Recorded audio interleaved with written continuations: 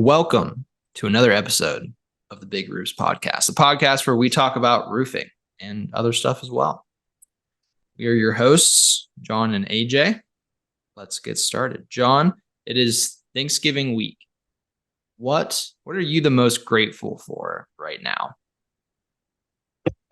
I am very, very thankful for good health.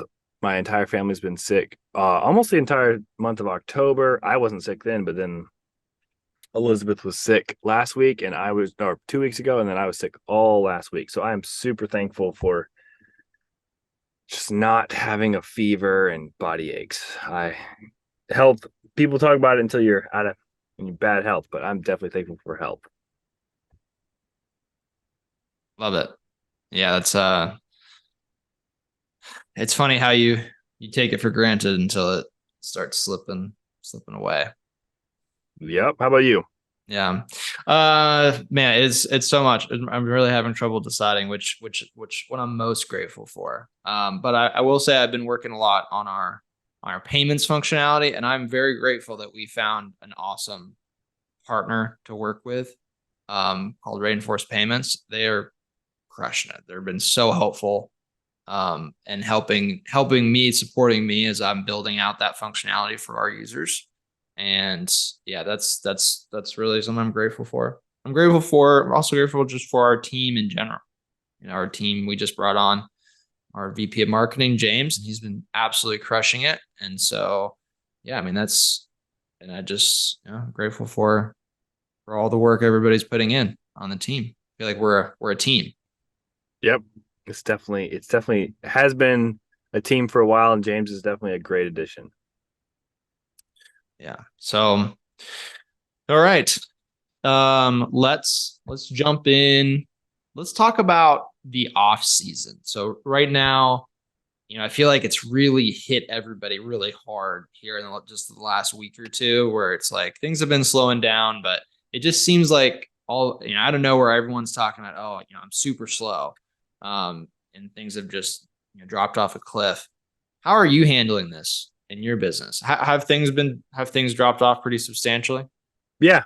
Like we have we're very thankful for this $57,000 roof that we're going to do in the next couple of weeks. That's great. It is definitely slow though. It is every year. You think this is my 8th year doing this. Every year you think you're going to be used to it, and it's just slow. I mean, we're in the South too, so there's not really an excuse necessarily other than like holidays. So we're still able to do some work.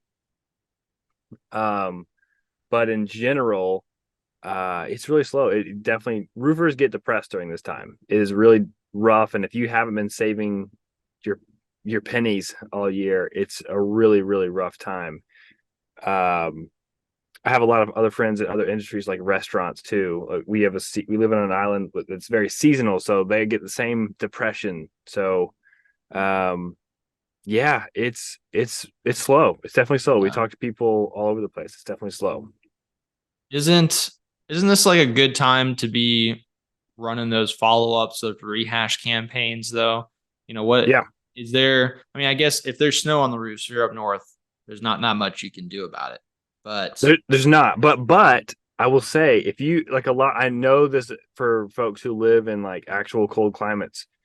I think it's a good idea to just reach out to them if you have a whole you'll stay in day. contact. Yeah, and not, if you want to just send a text message, that's fine. But if you make a phone call just saying, "Hey, winter's here. I just want to make sure, whatever script you want to talk about or however value you want to bring, just make sure you definitely have those roofs scheduled for whenever the snow melts." That's one thing that you could be doing with your time that's actually helpful. Start pre-booking Yeah, even now, like even like 4 or 5 months out from, well, yeah, I mean, I it, guess in the it's north it potentially can be up to 5 months. Yeah. yeah, people could be starting in March or even April in certain climates. But I mean, Yeah. I'm not saying like today, but keeping a consistent schedule, whether it's manual or using automations to continually follow up, definitely setting. I mean, I'm doing a lot of things right now. I'm trying to speak on roofing companies that I'm not really familiar with as far as climate goes, but for I've been working really hard this week actually. This is Thanksgiving week. We're doing a complete rebrand. So there's a lot of things that I'm doing that are a little different, but I'm really right before we started recording, I started ordering I just ordered 100 video boxes. Yeah. Um This is the I'm time to make those changes, those yeah, rebrands, those changing of your software, changing of your website. Um, yep, I feel like it's that catch 22 where it's like the money's dropping off, but the time's increasing. So yep. balancing those two. Yeah, I mean, I think this is a great time for a business owner to really do actions other than just like, hey, I want to do these things, but like actually, I mean, I did it yesterday. I wrote down it was about 20 items that I wanted to do, executed items, and I just started working through them. And they're all related to like finishing this year strong and marketing for next year. And it's just you just got to sit down and do it. Like it's I think that's what really makes the difference with my company. That's why we've still been in business. This is the 8th year. So I just I love it. I don't love not working, but I love the idea of planning to be better for next year. Yeah. You mentioned rebranding. So you're doing a rebrand. This is It's a big deal. are we making the announcement? Are we holding what do you want to do? You want to talk Yeah, about it? our audience really cares. All right, so Oh DeLaurier yeah, they Roofing, do. our audience can't say or spell DeLaurier, and that's fine. I've known that for a long time. I can go through all the reasons why we did it and how I was kind of forced into starting my business. I didn't have a plan. One of those stories where your previous employer owes you thousands and thousands of dollars and you have no choice and you have to start selling roofs. It's a long time coming. I've been thinking about this for probably 3 or 4 years. And so um it's not really going to be like a hard launch. We're going to soft. I mean, we're already launching. We're already doing truck wrap designs. Hook Agency is doing a lot of name, address, phone number, the NAP. There, and we have an SEO plan. Apparel, obviously. All the social media platforms are going to be converting over in the next couple months. But yeah, we're going to be moving forward. We are Peach State Roofing, and we operate in Georgia, Peach State. That's the motto. A lot of people are well aware of that phrase. I'm surprised there's just no one else doing what that name, that brand at all in the state of Georgia. At least that can be really found in the residential roofing space. So yeah, I'm really excited. I'm super pumped about the truck wraps. I'm just pumped to have a truck wrap. We've just had vinyl for a long time, and I'm excited about the ease of a homeowner to find our company. Like they're going to know where we operate, what we do, how to spell it, how to say it. It's just going to be awesome. I'm really excited about the rebrand, and our team is too. So Peach State Roofing, baby. Love it. Yeah, on the other side of the rebrand, I've been involved with quite a few different rebrands, whether it be from managing the ProLine side of things, the CRM side of things, or I've overseen rebrands before, like with on the SEO side, on the social media side. It's so much work. Yep. And so it's like it's one of those things. It's like you don't want to go into it casually. You got to make sure that it is something that is necessary and that is required, and it's going to be worthwhile. But if you can get it right, it's so exciting and makes such a big impact. I'm really excited to see how this plays out for you. Yeah, me too. I mean, I think that it's going to be a huge deal. We're working with huge things is like we're going to work with Dima at SEO school, roofing school. He's going to write blog posts for us to really get kickstarted in 2024. And then we're working with Roof Quote Pro at Roofle, and we have access to the entire state of Georgia now. So if you live in Georgia, you can get a Roof Quote Pro from us, and an instant quote no matter where you live in Georgia. Still, straight into that ProLine account, straight into the speed to lead. Yep, you're gonna get get engagement. That's right. All those things are really good. Like if you want to get an instant estimate, you can do that. If you want to go, it's going to go right into ProLine, so our team's going to know immediately And there's also going to be automated text that's going to reach out to you. So it's just a really, really great time. I'm very excited about next year. Is exciting stuff. Um, so talking about off season stuff. So I guess the big things that people tend to do in the off season is redo their website, rebrand, implement new software, right? I feel like that's the big three. There's lots of little things, right? But those are the Sure. big things. So you're doing the rebrand right now. Let me ask you this, like for not to not to not to go off on a tangent, but the for someone that's evaluating whether or not they need to rebrand their business, is there a list of checklist you would recommend? It's like, hey, go through these things because you were talking about rebranding for years, Yeah, at yeah, least 3 or 4 years, and it's so not it's something. Yeah, don't take it lightly. Don't rush through it in a weekend. It is something you really need to think about. You need to make sure that in the medium term, short term is probably going to be detrimental to you because people are not going to know who you are, and the internet, so Google's not going short to. run rebranding is probably going to have a negative impact on Yes, your business. almost certainly. I mean, it's just the way humans are, the way Google is. You need to be thinking, okay, in 6 months or 8 months, is this going to be, am I going to be in a better spot? And am I going to survive for those 6 or 8 months because no one's calling me and all that stuff? So it is you need to think about it a lot. Like kick charge is great. Dan Antonelli is awesome. Most people cannot afford $30,000 to $50,000 to do a rebrand. And even that is not necessarily going to prevent you from having that 3 to 6 month pain period of the rebrand from people and Google. So you just need to know that up front. Like it's not going to just magically give you more business. It's probably going to actually hurt you for a little bit. Yeah. That's what I've To seen when I've overseen the SEO transitions. Are you redoing the website again, or are you keeping the same website, just changing the branding? So there's going to be some back end stuff. There's definitely some copy that's going to get changed. It's just a minor. It's about 10% of the cost, 20% of the cost of the website to Yeah, to change. We're not gonna. I mean, it's a really great Hook Agency built the website. It's awesome. They're just going to go did a great through job. and make sure that it's everything's lining up from a human perspective and a Google perspective as well. Tim totally did me dirty when he redid your site because I did your first site. He was like comparing the two. I was Yeah, like, well, that's what he does. okay, all right. It was great when I made it. It got outdated. But yeah, regardless of that, I have to give it to Hook. They do a phenomenal job. Those sites are beautiful.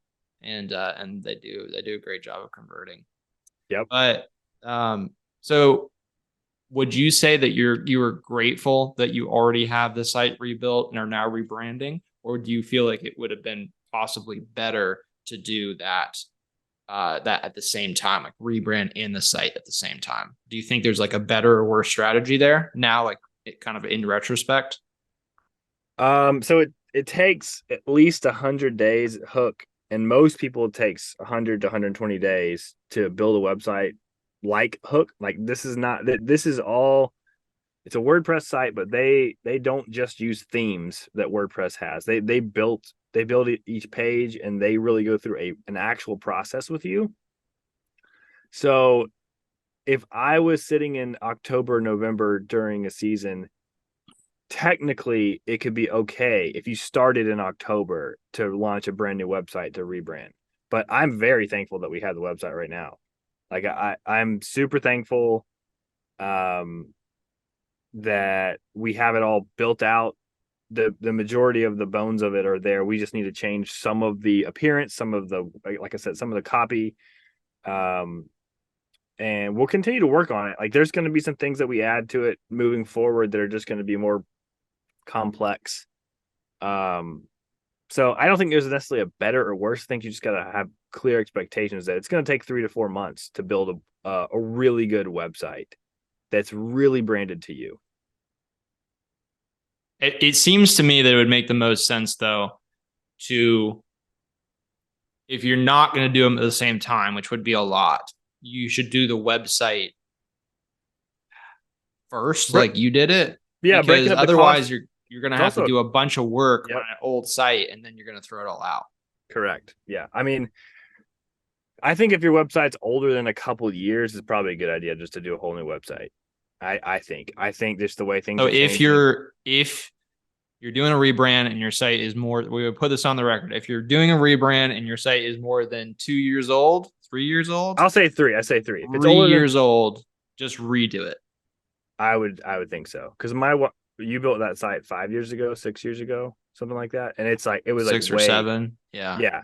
I mean, just the way okay, let's see that consumers expect excellence. All right, they expect excellence from websites. They've more than they've ever expected. I mean, we get constant comments from people like, "I'm so happy. I know, they just mentioned the website because it's a really, really strong website. But then also you've got to stay up to date with. I mean, we also pay for maintenance from Hook. Like they maintain our website, and in the thousands of dollars a year, just so that all the plugins work, so that we're not losing traction on Google. Like the whole point is like so people find you, right? So you need to make sure that you're maintaining the website as well. Like I it's a big deal. Yeah, maintaining the site is important. I feel like I want to say something here though, because it is important to have someone that knows what they're doing. Man, you pay them monthly and they manage the site and go on the site, make sure all the updates happen, go back and review how those updates have affected your site and make any fixes, because things just break. And if you and you this they tend to break slower if you don't upgrade the site, but then or update the site, but then you're opening your site up for being hacked, and otherwise attacked, and it's gonna continuously slow down over time, and it's still gonna break regardless. So like you need to have that continual work. The problem is I see this a lot, because I see a lot of people's websites and we're hooking it up for speed to lead, where they're paying an agency every month for 500, 700, $1,000 a month to do maintenance, and that agency is doing nothing. And that's really frustrating to see because it is so important. But because business owners don't know what to check for, they're being taken advantage of by consultants and agencies that just charge them a monthly fee and do nothing. Don't actually check on the site. Don't actually make updates. I logged into somebody's site a few months ago that they had been paying someone $750 for 3 years. That site had not been updated for 3 years. So they had been paying $750 a month for nothing, for no work. And that's really sad to see. Yep.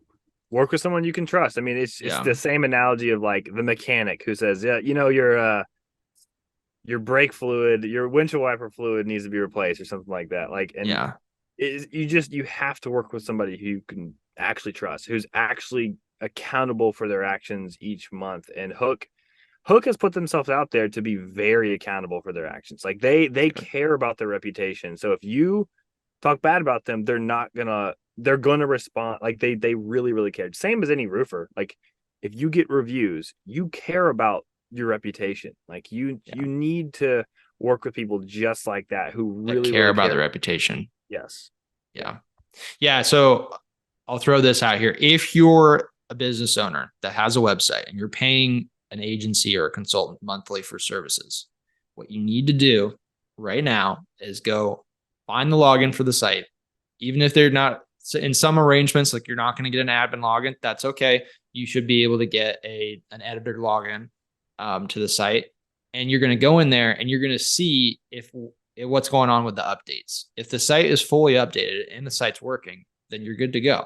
But if you log in and you're seeing that there's 30 updates pending for a non-tech person listening like me, you just go in there and you see, are there red notifications or not? Yeah. Are there numbers for everything? It's pretty clear. It's like, are there a ton of notifications for plugin updates, all these things? Like that's what you should be doing. That's what I do. I'm like, oh, my website. And the reason that we actually started with the maintenance with Hook is because our new website did break, and it wasn't anyone's fault. It was just how the websites work. They deteriorate over time, and you need Yeah. to maintain them just like you maintain your car, your truck, whatever. Yep.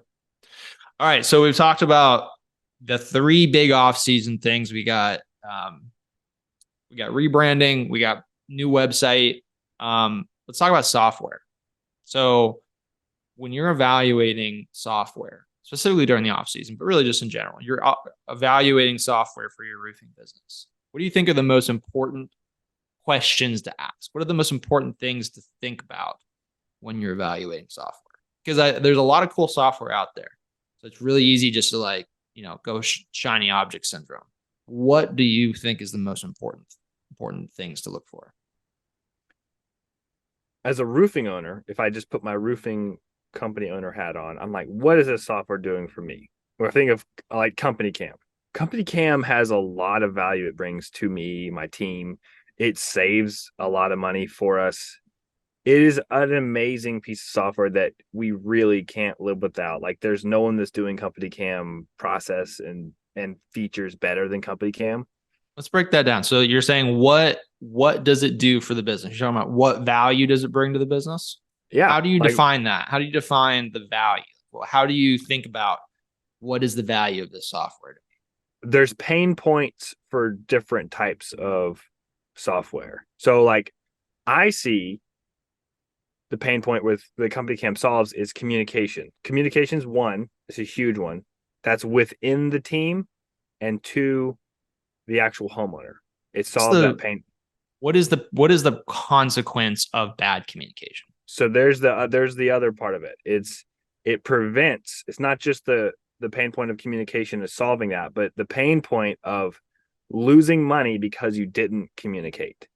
And it goes beyond just sending a text, hey, there's 2 layers of shingles, hey, there's rotten decking, you have 17 pieces of rotten decking. It's guaranteeing pictures is over 1,000 words, right? That's exactly the problem it solves. It's guaranteeing that the communication is clear and honest, no matter who on my team is using it, that the team knows and the customer knows.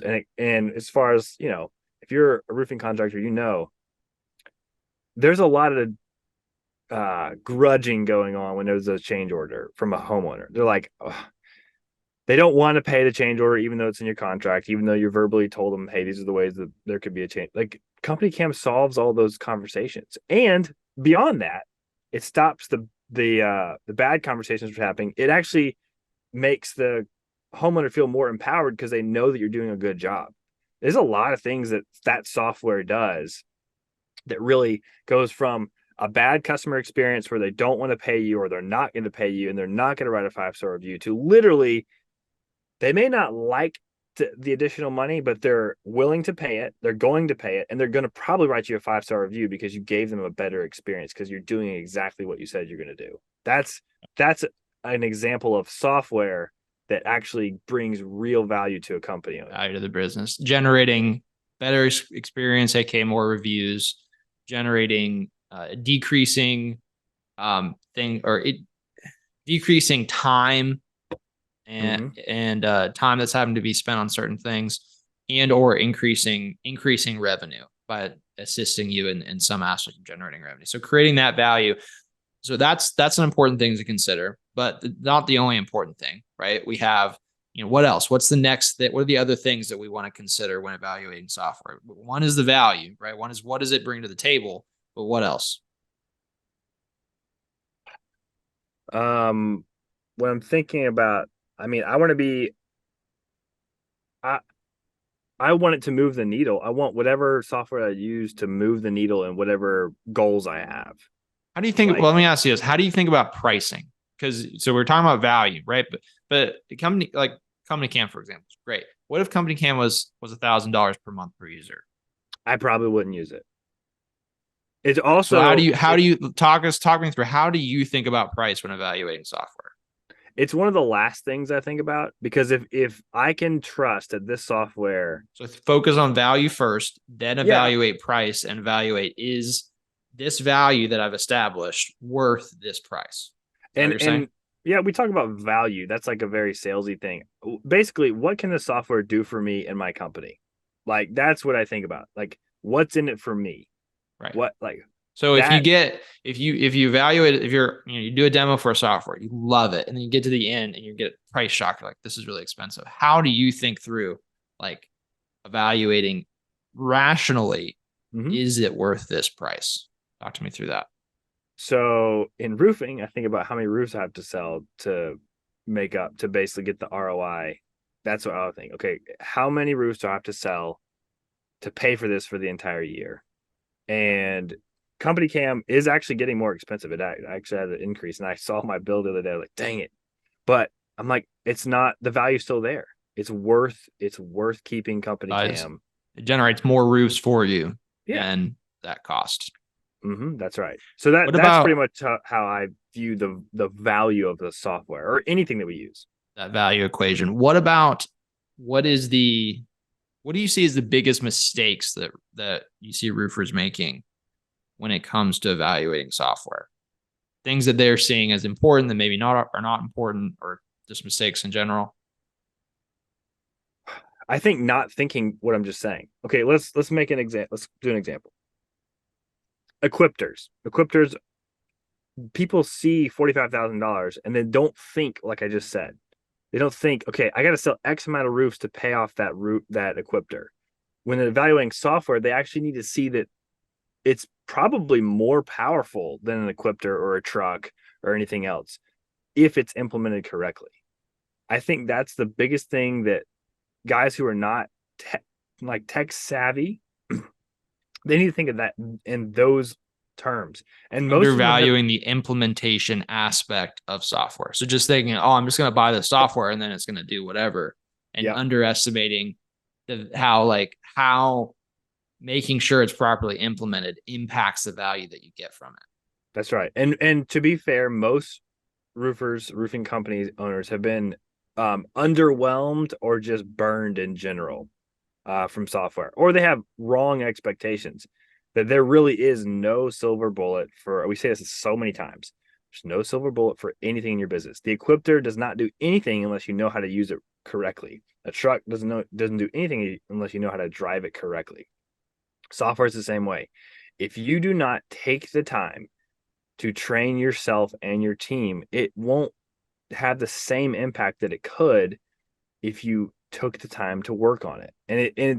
And the great thing about ProLine is that it takes a lot of work in the beginning with your team, but it's really efficient.